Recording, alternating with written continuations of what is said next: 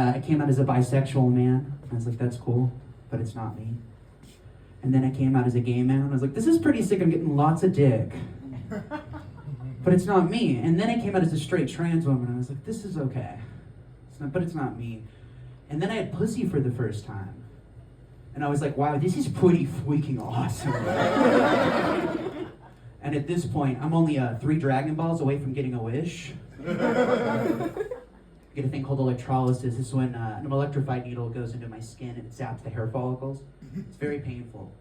You may be asking, why, Jim? Why would you do that, right? Why would you do that? Why would you, after they zap the hair follicles, grab tweezers and pull them out one by one? Why would you do that? It's to dominate women's sports.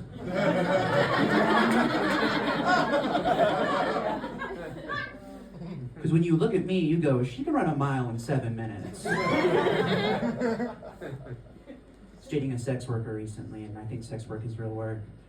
But, yeah.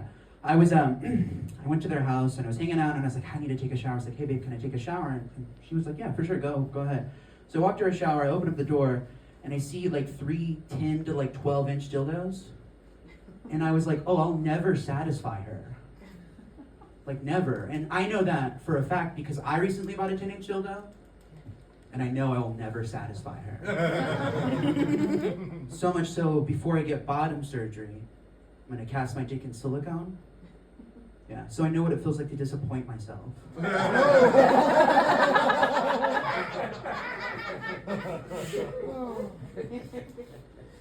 I was young, I asked my mom, I was like, Mom, does sex feel good?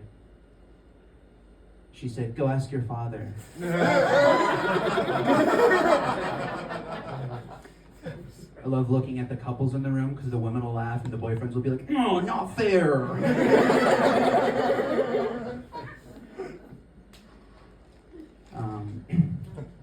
Really tried to get my mom to smoke weed because she had rheumatoid arthritis like my whole life growing up, and it really her quality of life like went down.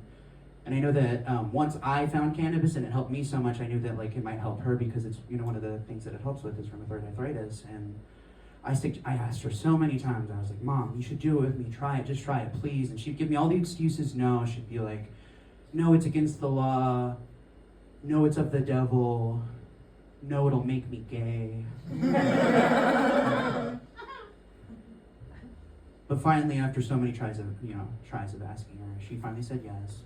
And so I pack that bowl, I take a hit, and I cough, and I cough, and I cough, and I blew the house down.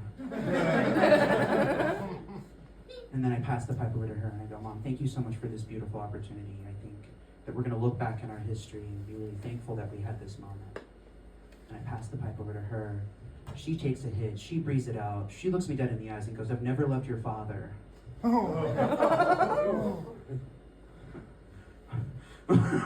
I was like, talk about nightmare blunt rotation. Like, like Hitler, Trump, my mom.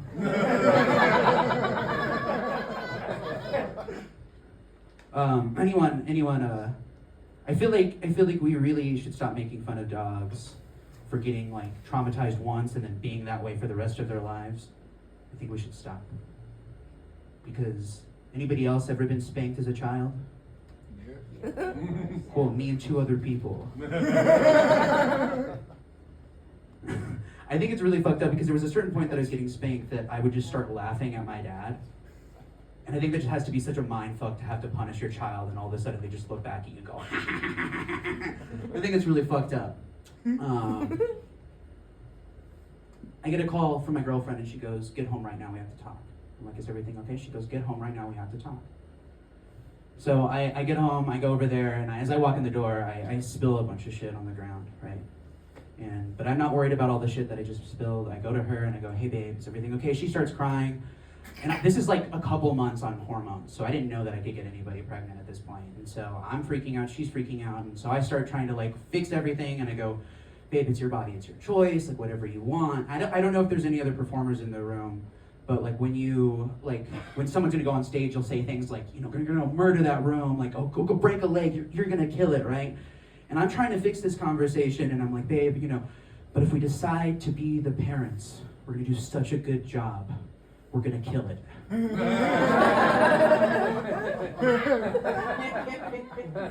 And if she, if my foot was already like so far deep down my throat at this point, I looked over at the mess that I had obviously made and was like, hey babe, do you mind vacuuming up this mess I made?